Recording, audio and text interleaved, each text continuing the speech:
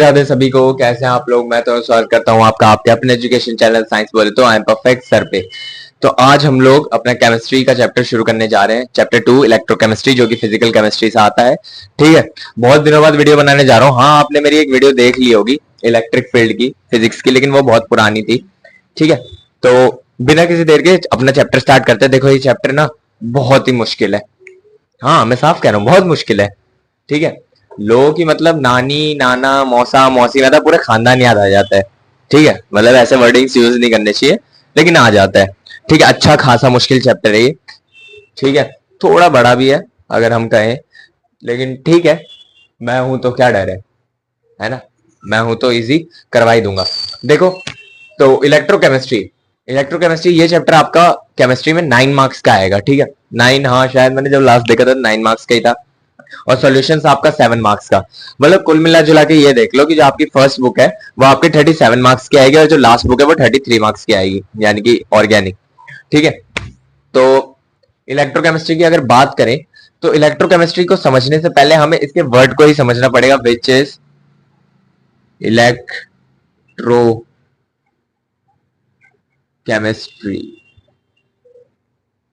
अगर कोई आपसे पूछे कि इलेक्ट्रोकेमिस्ट्री क्या है तो आप उसे क्या जवाब दोगे? सोचो सोचो सोचो सोचो। देखो, सबसे पहले इसी के वर्ड को तोड़ लेते हैं। पहला इलेक्ट्रो, दूसरा केमिस्ट्री। देखो, इलेक्ट्रो का मतलब क्या होगा? इलेक्ट्रो का मतलब something which is about charges, electricity charges है ना, या फिर इलेक्ट्रॉन्स। इलेक्ट्रॉन्स का फ्लो ही तो करंट वो प्रोवाइड करता है। भूल गए क्या? चैप्टर 1 में मैं इतनी मुश्किल से पढ़ा रहा हूं, भूल गए? ठीक है, तो चार्जेस या इलेक्ट्रॉन्स की बात करता है। जो केमिस्ट्री क्या है? अब केमिस्ट्री क्या है यार? केमिस्ट्री तो केमिस्ट्री है। केमिस्ट्री को कोई थोड़ी ना वो बता सकता है। तो केमिस्ट्री क्या है? लिख सकते हो आपके केमिकल्स, है ना, एक तरह से केमिकल्स।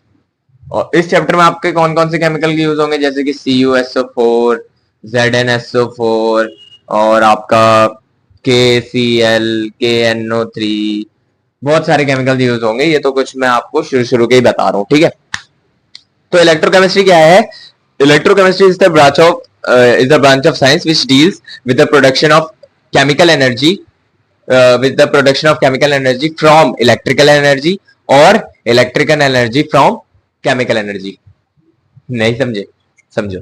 देखो, इस पूरे चैप्टर में हम यही जानेंगे कि कैसे केमिकल्स का यूज करके हम इलेक्ट्रिसिटी बना सकते हैं, या फिर इलेक्ट्रिसिटी का यूज करके हम केमिकल्स बना सकते हैं। ठीक है, यही पूरा हम इस चैप्टर में पढ़ेंगे। ठीक है, तो ये तो हो गया आपका व्हाट इज इलेक्ट्रोकेमिस्ट्री। ठीक है, ये तो आपका हो गया what is electrochemistry. Now we have to talk about some basics. देखो, फिजिक्स और केमिस्ट्री में बेसिक्स बहुत इंपॉर्टेंट होते हैं। बायो में तो फिर भी आप नया चैप्टर नया सब कुछ, अगर आप उस चैप्टर को भी ठीक से पढ़ लो तो आपको समझ में आ जाता है। ठीक है, लेकिन फिजिक्स और केमिस्ट्री में आपका बेस मजबूत होना चाहिए, वरना भूल जाओ। ठीक है, तो इसमें आपका बेस क्या रहने वाला है? इसमें देखो, आपने 11th में एक चैप्टर पढ़ा था। अब पढ़ा था या नहीं 11th में तो भगवान ही जाने। ठीक है, क्योंकि पढ़ा तो मैंने भी नहीं 11th। ठीक है, एक चैप्टर पढ़ा था विच इज रिडॉक्स रिएक्शंस। पता है ना रिएक्शन? ये रिएक्शन लिखा है मैंने। अब ये भी मत पूछने लगना ये कैसे लिखा, प्लीज यार। इतना तो आप लोगों से मैं मतलब उम्मीद लगा सकता हूँ कि इतना आता होगा। ठीक है, तो रिडॉक्स रिएक्शन नाम का एक चैप्टर पढ़ा था। वो इस मतलब वो इस चैप्टर में बहुत यूज आने वाला है, वो टॉपिक। कैसे? देखो, सबसे पहले रिडॉक्स रिएक्शन को समझ लो, क्योंकि मुझे पता है आपने नहीं पढ़ा है। आपने नहीं पढ़ा है, मान लो ये बात। देखो, रिडॉक्स रिएक्शन क्या होता है? बचपन से पढ़ते हुए आ रहे हो। रिडॉक्स का मतलब होता है जिसमें री का मतलब रिडक्शन, सॉरी, रिड का मतलब रिडक्शन, और ऑक्स का मतलब ऑक्सीडेशन, है ना? तो अगर मुझे इसके बारे में लिखना होगा तो कैसे लिखूंगा?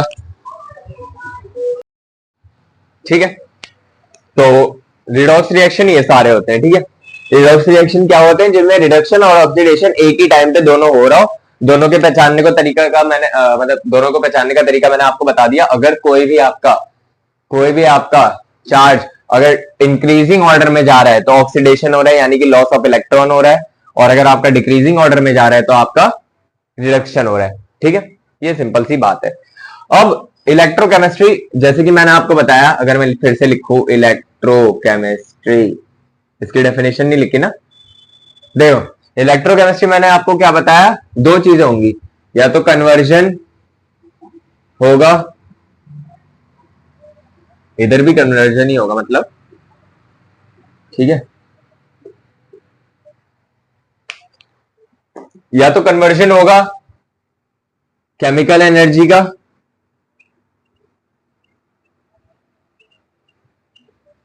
इलेक्ट्रिकल एनर्जी में, ठीक है, या फिर इलेक्ट्रिकल एनर्जी का केमिकल एनर्जी में। पूरा इलेक्ट्रोकेमिस्ट्री यही है यार, और कुछ भी नहीं है। देखो इसमें हम पढ़ेंगे इलेक्ट्रोलाइट, इलेक्ट्रोलाइसिस जो भी है, ठीक है। इसमें हम सेल्स के बारे में पढ़ेंगे, जैसे सेल कैसे काम करती है, ठीक है, उनके अंदर केमिकल्स होते हैं तो वो कैसे काम करती है, और एक और चीज मतलब इलेक्ट्रोकेमिकल सेल, इसके बारे में हम पढ़ेंगे। तो आज ज्यादा बड़ा नहीं रखूंगा, ठीक है, इलेक्ट्रोकेमिकल सेल्स पढ़ते हैं और उसे खत्म करते हैं अच्छे से। ये चैप्टर मतलब मैं चाहता हूं कि आप लोगों के अच्छे से तन मन धन हर जगह मतलब बच जाए, ठीक है, आपके हर जगह ही बच जाए, इसलिए मैं ज्यादा इसे लेंदी नहीं रखा करूंगा, एक एक चीज को अच्छे से समझाऊंगा, ठीक है।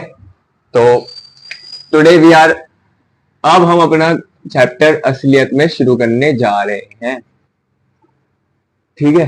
अभी तक मैंने आपको बेसिक बताया, अभी तक मैंने आपको ये बताया कि इलेक्ट्रोकेमिस्ट्री क्या है, अब हम अपना चैप्टर शुरू करने जा रहे हैं। सब कुछ ठीक है, कैमरा टेढ़ा हो रहा है, ये लो सीधा कर दिया, ठीक है, कैमरा टेढ़ा हो रहा था सीधा कर दिया। यार बाल बहुत टूटने लगे, कुछ उपचार बताओ इसका, छोड़ो, टेंशन भी तो लेता हूं यार। तो इलेक्ट्रोकेमिकल सेल, अब ये इलेक्ट्रोकेमिकल सेल क्या वाला है, क्या है भैया ये। इलेक्ट्रोकेमिकल सेल्स को पढ़ने से पहले, इलेक्ट्रोकेमिकल सेल्स को पढ़ने से पहले आपको दो तीन चीजें और पता होनी चाहिए, ठीक है। सबसे पहले आपको यह पता होना चाहिए कि हम इसमें यूज क्या क्या करने वाले हैं, यानी कि हम जैसे प्रैक्टिकल लिखते हैं ना, मटेरियल्स रिक्वायर्ड, एपरेटस, फिर थ्योरी, फिर वो मतलब क्या लिखते हैं, प्रिकॉशंस, ये सब। तो इसमें आपको मटेरियल्स रिक्वायर्ड अगर मैं आपको बताऊं कि एक इलेक्ट्रोकेमिकल सेल मटेरियल्स रिक्वायर्ड, तो आपको क्या क्या चाहिए होगा। देखो सबसे पहली चीज आपको चाहिए होगी ZnSO4 aqueous and CuSO4 aqueous, ये सब बताऊंगा क्यों चाहिए होगा, कैसे होगा, ठीक है, अभी लिख लो। दूसरा KCl या KNO3 या फिर और भी केमिकल्स, ठीक है, जिसका यूज हम करेंगे सॉल्ट ब्रिज में, ये भी लिख लो, ठीक है, वरना आप सीधा केमिकल उठा के ले आओगे, ठीक है। और क्या चाहिए होगा, और क्या चाहिए होगा, देखो एक एनोड चाहिए होगा, एक कैथोड चाहिए होगा, एक एनोड चाहिए होगा, एक कैथोड चाहिए होगा, तो ये तीन चार चीजें आपको यहाँ पे चाहिए होगी। कुछ लोग मतलब आपकी बुक में जैसे आपको एमीटर भी चाहिए होगा, एमीटर या फिर बल्ब, ठीक है, जिससे आप पता लगाओगे कि इलेक्ट्रिसिटी आपकी जनरेट हो रही है या नहीं हो रही है।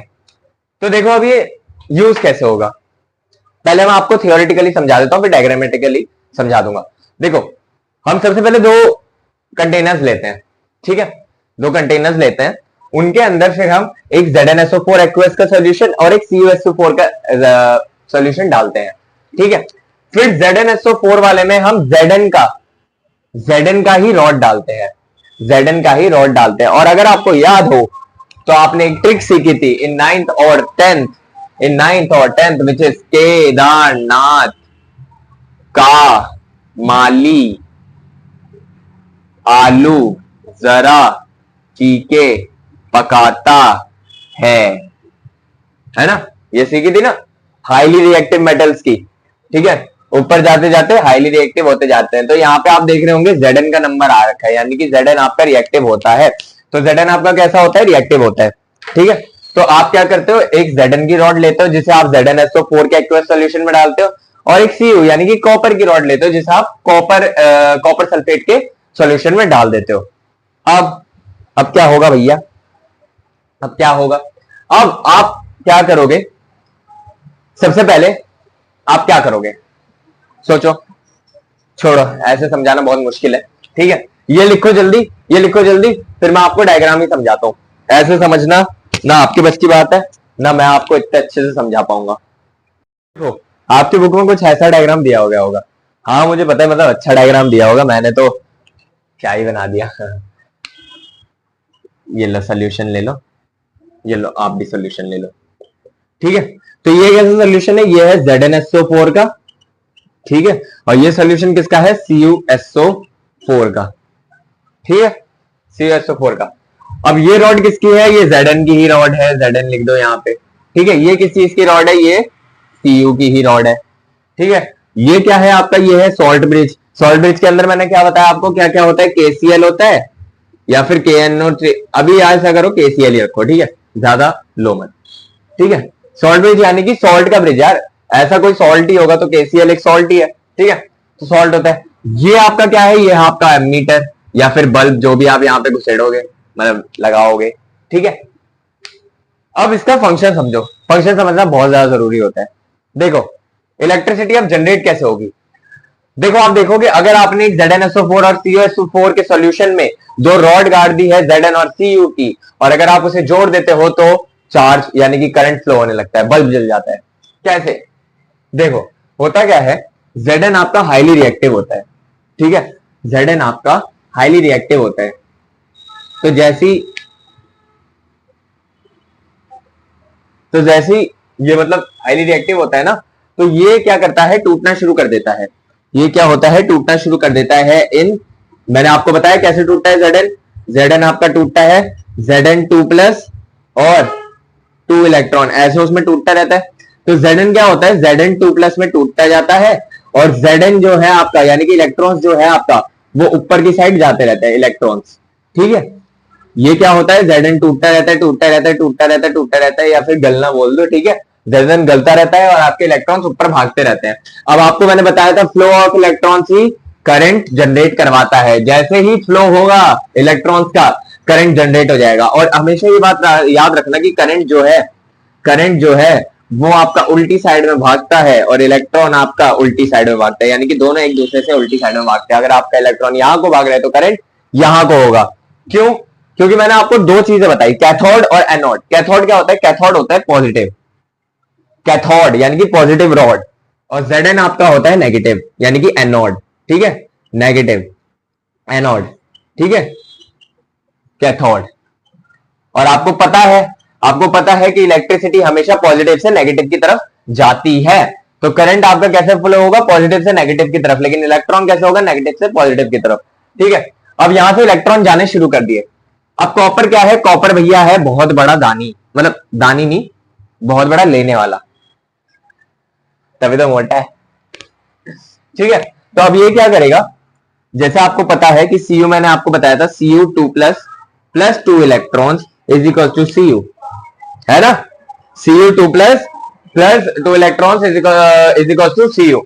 अब इसमें क्या होगा, एक मिनट जस्ट, हाँ, तो मैं बता रहा था कि Cu2 प्लस 2 इलेक्ट्रॉन Cu बनाता है, यानी कि कॉपर का। तो कॉपर में क्या होगा, यहाँ पे जब Cu2 प्लस आ जाएगा ना, Cu2 प्लस आ जाएगा, तो Cu2 प्लस क्या करेगा, यहां से जो इलेक्ट्रॉन्स आ रहे होंगे उन्हें अपनी तरफ खींचेगा, क्योंकि पॉजिटिव और नेगेटिव एक दूसरे को लाइक करते हैं। ठीक है, तो पॉजिटिव और नेगेटिव एक दूसरे को लाइक करेंगे, तो Cu2 प्लस क्या बोलेगा, आजा आजा, गंदी शक्लें बना रहा हूं मैं, सॉरी, मतलब वो बोलेगा आजा आजा। ठीक है, तो वो लेता रहेगा और यहां से एनोड यानी कि जिंक आपको वहां को भेजता रहेगा, तो इससे फ्लो ऑफ इलेक्ट्रॉन बना रहेगा और इलेक्ट्रिसिटी कंडक्ट होती रहेगी। अब आप बोलोगे भैया ये सॉल्ट ब्रिज का क्या काम है, फिर ये सॉल्ट ब्रिज क्यों लगा रखा है। देखो, एक टाइम ऐसा होगा जब आपके एमीटर या बल्ब, एमीटर होगा तो वो इधर उधर करना बंद कर देगा और बल्ब होगा तो वो जलना बंद कर देगा। क्यों, देखो इलेक्ट्रॉन ऊपर जा रहे हैं, Zn2 प्लस नीचे आ रहे हैं, एक टाइम पे Zn2 प्लस यहाँ पे बहुत ज्यादा हो जाएगा ना, ये होते होते Zn2 प्लस, है ना, इतना ज्यादा हो जाएगा कि इलेक्ट्रॉन को वापस बुलाने लगते हैं, क्योंकि ये भी तो पॉजिटिव है, इलेक्ट्रॉन माइनस है, दोनों एक दूसरे को लाइक करने लगते हैं। ठीक है, लाइक करने लगते हैं, अभी तो टाइम है। ठीक है, तो एक दूसरे को लाइक करने लगते हैं, वो बोलते हैं वापस आ जा मुझे छोड़ के मत जा। ठीक है, तो वापस आने भी लगता है। तो फिर हम यूज करते हैं सॉल्ट ब्रिज का। देखो सॉल्ट ब्रिज में यहां यहां क्या होता है, कॉटन लगाई जाती है, ठीक है, कॉटन लगाई जाती है यहां यहां, ठीक है। और केसीएल का एक थिक सॉल्यूशन होता है, या थिक सॉल्यूशन होता है केसीएल या फिर किसी भी सॉल्ट का। इससे क्या होता है कि जो सीएल माइनस है, सीएल आपको पता है क्लोरीन माइनस में होता है, तो क्लोरीन माइनस क्या करता है, यहाँ के जो जिंक है ना उसको सफिशिएंटली न्यूट्रलाइज कर देता है, सफिशिएंटली न्यूट्रलाइज कर देता है, ठीक है, जिससे यहाँ का फ्लो बना रहता है और इलेक्ट्रॉन वहां ऊपर वो जाने देता है। अब जब इलेक्ट्रॉन यहाँ पे बहुत ज्यादा आ गए, यहाँ पे सीओ आ गए, तो ये चीज एक्यूमुलेट होकर ज्यादा हो जाएगी। तो आप थोड़ी देर बाद देखोगे कि जो कॉपर की रॉड है वो थोड़ी मोटी हो रही होगी, क्योंकि इसमें इलेक्ट्रॉन एक्यूमुलेट हो रहे होंगे, इलेक्ट्रॉन जम रहे होंगे। तो ऐसे आपका एक इलेक्ट्रोकेमिकल सेल वर्क करता है। क्या हुआ, देखो सबसे पहले हमने दो एक्वस सॉल्यूशन लिए, जिंक SO4 और CuSO4 के। जिंक आपका हाईली रिएक्टिव है, इसलिए ये इलेक्ट्रॉन मतलब छोड़ेगा और नीचे मतलब पॉजिटिव वाले नीचे छोड़ेगा, इलेक्ट्रॉन फिर वहां को जाएंगे तो फ्लो ऑफ इलेक्ट्रॉन करंट पैदा करवाएगा।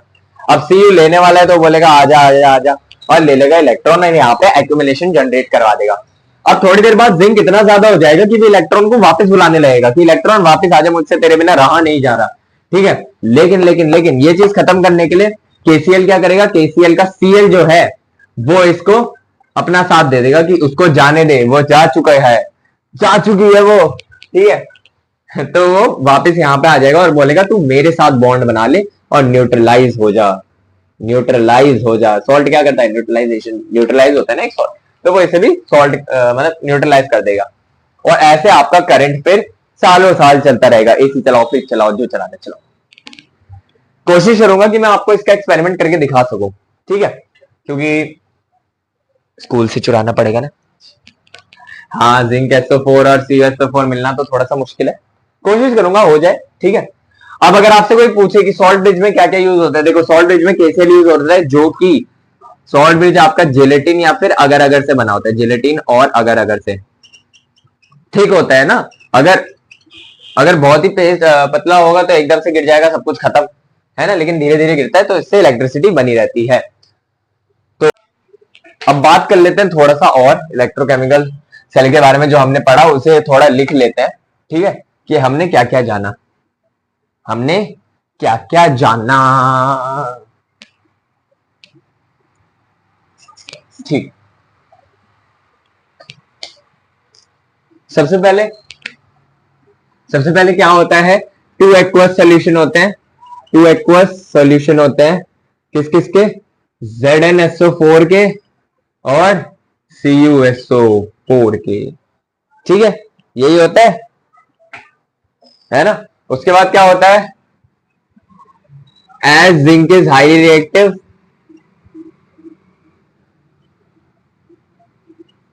Electrons move towards copper rod producing electricity, है ना। अब accumulation of electrons at cathode या फिर Cu, है ना, दूसरा यूज करें, accumulation of electron at Cu। उसके बाद क्या होता है, उसके बाद क्या होता है, उसके बाद क्या होता है, उसके बाद जिंक का इतना ज्यादा मतलब जिंक इतना ज्यादा ऊपर जाने लगता है इलेक्ट्रॉन्स कि जिंक बोलता है भैया वापस आ जा, कि भैया वापस आ जा,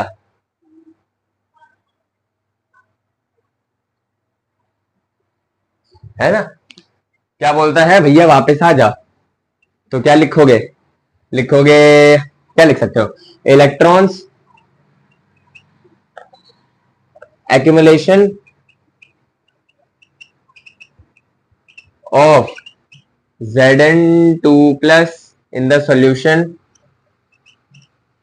results in the formation of Zn, ठीक है, Zn का फिर से बनने लगता है, ठीक है। अब इसको करने के लिए फॉर न्यूट्रलाइजिंग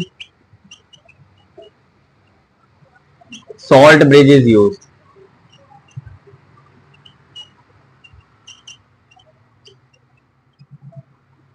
ठीक है। अगर आपसे कोई पूछे कि सॉल्ट ब्रिज क्या होता है तो आप बता सकते हो ये ऐसा ब्रिज होता है। ब्रिज क्या करता है, दो चीजों को जोड़ता है। पहला, इट जॉइंस कैथोड मतलब CuSO4 एंड जिंक SO4। दूसरा, इट न्यूट्रलाइजेज द रिएक्शन। ठीक है, रिएक्शन को न्यूट्रलाइज कर देता है जिससे फिर इलेक्ट्रिसिटी बनी रहती है। तो इसी के साथ आपका चैप्टर 2 का पहला पार्ट खत्म होता है, इलेक्ट्रोकेमिकल सेल। इसके बाद गैल्वेनिक सेल और भी चीजें हैं, तो धीरे धीरे हम इसे करेंगे। ठीक है, क्योंकि और भी चीजें मेरे पास। कोशिश करूंगा कि रंजन सर आपका, वैसे तो अब वो फिजिकल और इनऑर्गेनिक को हाथ नहीं लगाने वाले, वो सीधा आपको ऑर्गेनिक ही करवाएंगे। ठीक है, तो ज्यादातर इस चैप्टर का जो आपका बेस है ना, वो आपका फिजिक्स के करंट इलेक्ट्रिसिटी से मिलता है। आप अभी इसमें आगे जानोगे electrode potential, EMF of cell, वो सारा आपका मतलब करंट इलेक्ट्रिसिटी में है। ये जो मैंने आपको बात बताई कि पॉजिटिव से नेगेटिव हो जाता है, वो भी आपका करंट इलेक्ट्रिसिटी में है। बहुत सी चीजें इसमें करंट इलेक्ट्रिसिटी से मिली हुई है, तो आपको वो चैप्टर भी अच्छे से आना चाहिए। ठीक है, बाकी ये तो केमिस्ट्री है, केमिस्ट्री तो किसी की नहीं सुनती, केमिस्ट्री तो। ठीक है, तो इसी के साथ हम पहला पार्ट अपना खत्म करते हैं। अगर आपको वीडियो अच्छा लगा हो तो लाइक कर देना, चैनल को सब्सक्राइब कर देना। और एक और चीज मैं फिर से बता रहा हूं, मेरे पास हाथ लग चुके हैं फिजिक्स केमिस्ट्री बायो के CBSE बोर्ड्स में आने वाले क्वेश्चंस। अगर आपको उसकी वीडियो चाहिए तो कमेंट कर देना, मैं जरूर बनाऊंगा। ठीक है, राधे राधे।